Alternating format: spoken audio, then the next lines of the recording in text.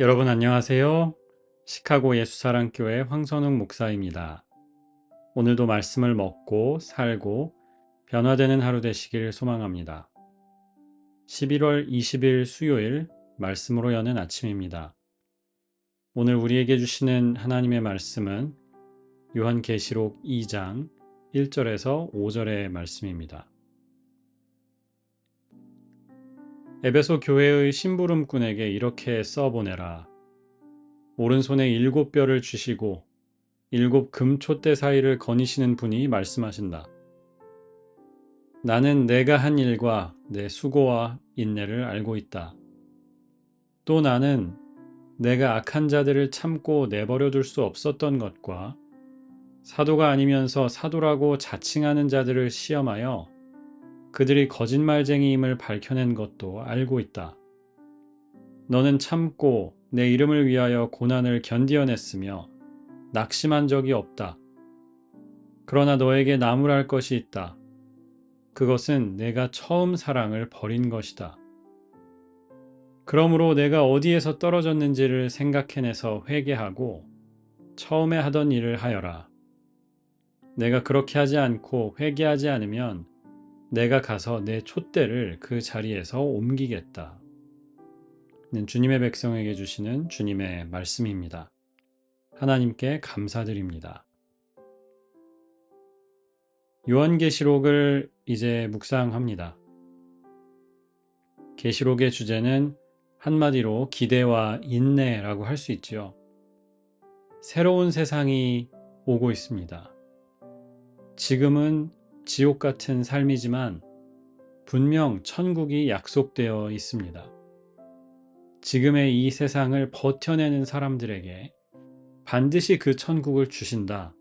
인내해라가 메시지입니다. 계시록 2장에는 예수님께서 초대교회 7교회에 보내시는 편지가 나오지요. 오늘은 첫 번째 편지이고 에베소 교회에 보내시는 편지입니다. 칭찬과 책망이 같이 나오는데요. 책망이 참 뼈 아프지요. 너의 처음 사랑을 버렸다 라는 말입니다.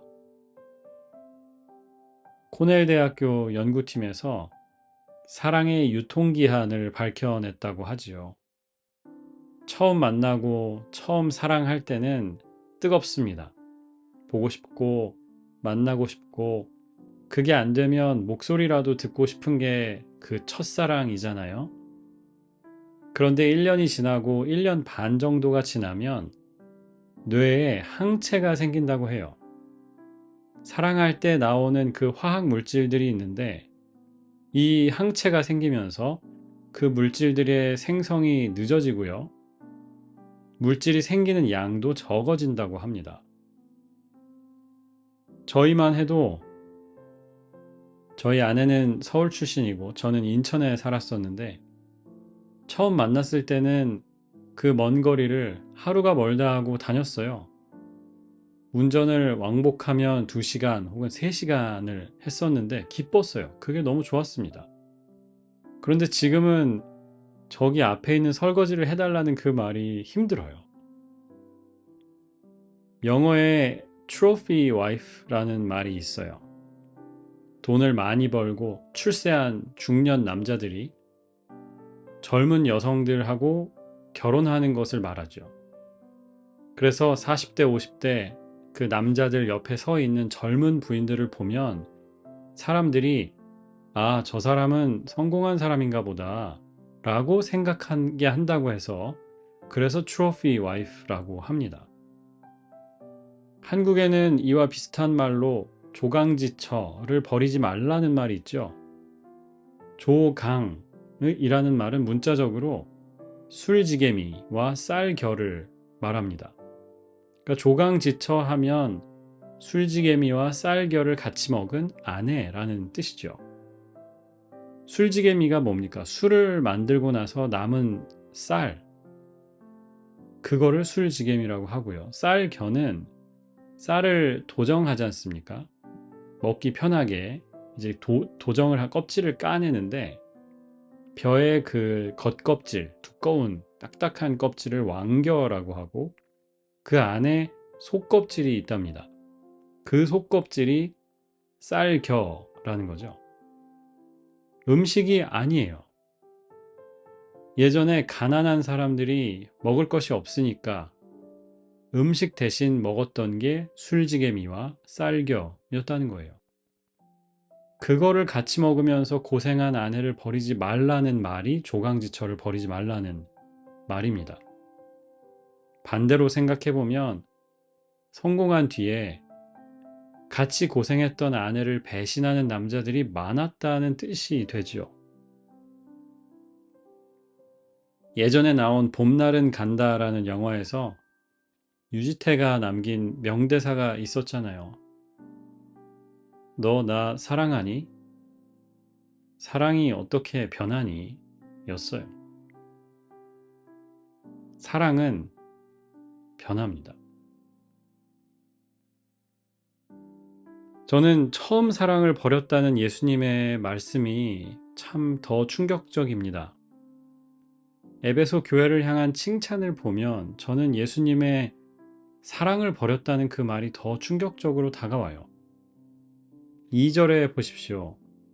내 행위와 수고와 인내를 내가 알고 있다. 게다가 악한 자들과 거짓 사도들을 용납하지 않았다고 또 칭찬하세요. 3절 내가 참고 내 이름을 위하여 고난을 견뎌냈으며 낙심한 적이 없다. 우리가 읽지 않았지만 6절에는 니골라당이라고 하는 이단을 미워했다는 말씀도 나와요. 여러분 충격적이지 않습니까? 주님이 그들의 행위를 보셨어요. 알고 계셨어요. 인내도 있었습니다. 낙심한 적도 없었고 이단과 거짓 선지자들을 잘 분별했어요. 그들의 수고와 고난을 견딘 것 주님이 알고 계셨습니다. 그러면 되는 것 아닙니까? 이 정도면 정말 훌륭하지 않습니까?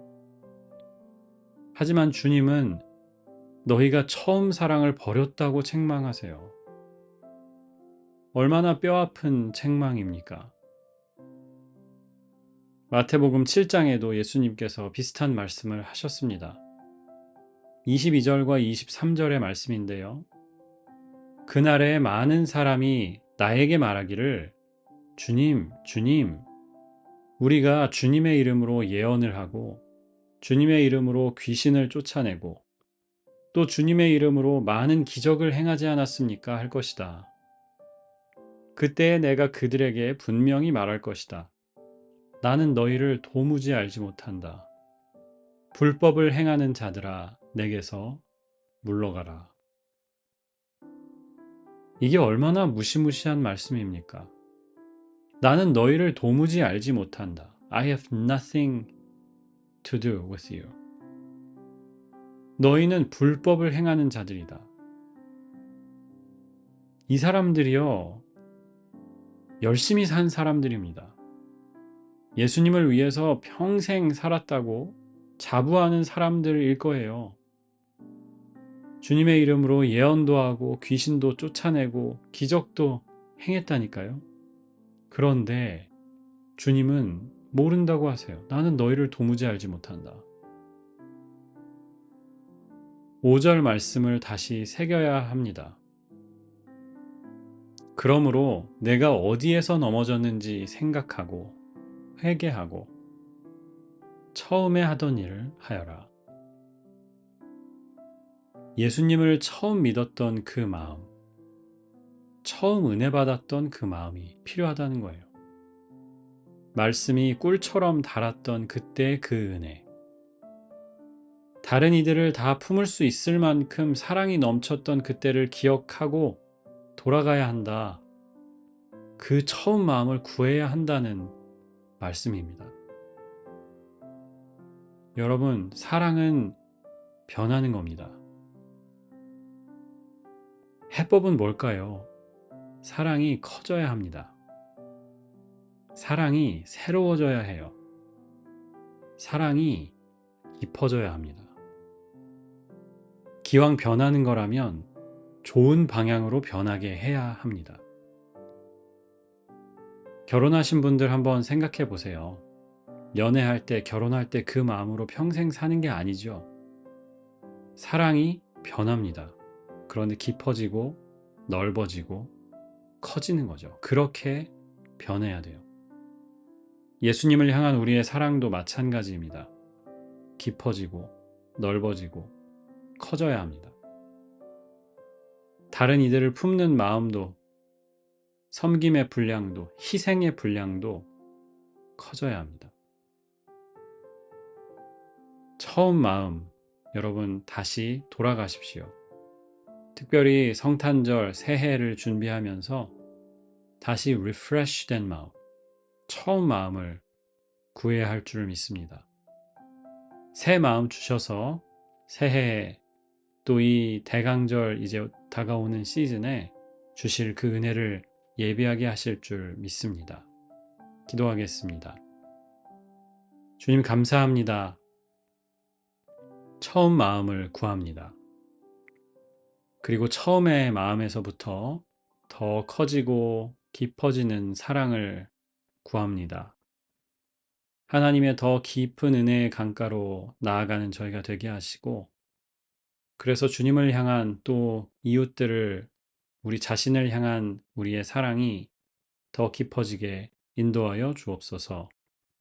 오늘 하루의 삶을 주님께 드립니다. 우리의 삶에 동행하여 주시고 인도하여 주옵소서. 예수님의 이름으로 기도합니다. 아멘.